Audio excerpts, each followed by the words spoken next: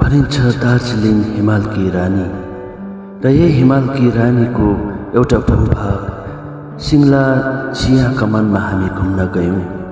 अति नै रमणीय दृश्य देखेर हामी मन्त्रमुग्ध भयौँ।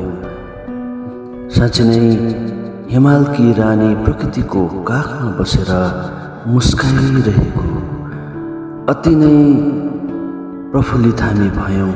अनि यो दृश्य देखेर हामीले हाम्रा परमेश्वरलाई हामीले महिमा दियौँ।